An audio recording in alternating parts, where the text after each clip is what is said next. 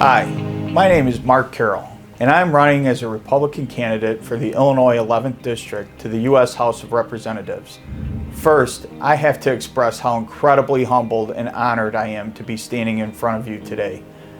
I've been a resident of North Aurora for 17 years. I'm married to my wonderful wife, Andrea, and we have 3 wonderful boys, ages 18, 15, and 10. I'm the youngest of 9 children and am a lifelong resident of Illinois, except for my college years. I'm an attorney and have been practicing law for 20 years, in private practice for 15 years, and for the past 5 years as general counsel in the financial services industry. I've been blessed to serve the people of North Aurora as a trustee for the past 7 years and served on the North Aurora Planning Commission for 5 years prior to that. I received my undergraduate degree from Hillsdale College, and following my junior year at Hillsdale, I had the honor of working as an intern and subsequently as a staff assistant for the U.S. House of Representatives Judiciary Committee Subcommittee on the Constitution, under the chairmanship of the late Honorable Henry Hyde. I started my internship in the summer just following the first 100 days of the Republican Revolution of 1994, led by Newt Gingrich. I was honored to have participated in the process of working on such issues as the Partial Birth Abortion Ban Act, Defense of Marriage Act, parental rights legislation, euthanasia, and lobbying reform. I worked in Washington until around October 1996. When I decided to return home to attend law school, about 1 month later, I returned to Washington to attend my chief counsel's wedding. Between the time of me leaving and my boss's wedding, the Clinton-Lewinsky scandal broke. My boss asked whether I wanted to come back, knowing that the impeachment would be prosecuted by the House Judiciary Committee and Chairman Hyde. Instead, I turned her down and returned to Illinois to attend NIU College of Law, where I met my wife. Clearly, I made the right choice.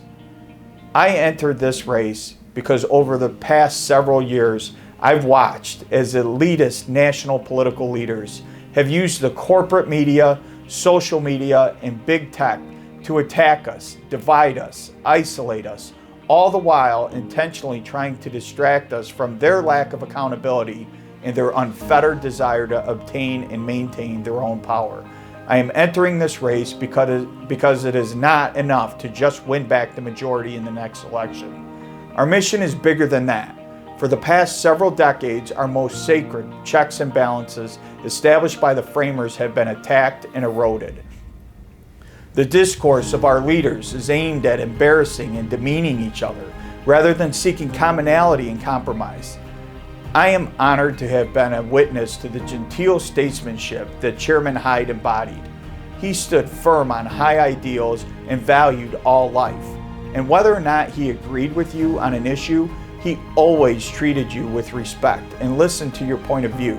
He embodied the thoughtfulness of Jefferson, the wisdom of Lincoln, and the optimism of Reagan. Chairman Hyde's approach to politics is a model for me of how I would approach politics if elected. I am entering this race because following us winning the majority, we need to restore the checks and balances that the framers so ingeniously established. Having been involved in local politics for 12 years, I understand that America's most important work is done at the local level. As a party, we need to make it our mission to return to the framework of limited government intended by our founders. Most importantly, I am entering this race because I believe in the optimistic and positive promise of America. It's a promise that inspires people to greatness, a promise that in America, opportunity is blind to race, gender, religion, or economic condition. A promise that all people are endowed by their Creator with life, liberty, and the pursuit of happiness. A promise that government derives its authority from the consent of its citizens. A promise that seeks to unite instead of divide. A promise that tomorrow will always be better than today. A promise that our children's futures will always be brighter than our own. A promise that America's glory has not come and gone, but that America's best days are always ahead of us. A promise that our allies respect us and our enemies fear us. A promise that America remains that shining city on the hill as a beacon of hope and freedom for the whole world. Our mission is clear and we have a lot of work to do, but I'm prepared to demonstrate that the unwavering principles and optimistic vision of the Republican Party are really America's principles and America's vision and represent the best hope of restoring the promise of America and ensuring a better, brighter tomorrow for all Americans for generations to come. Thank you, and may God bless you, and may God bless America.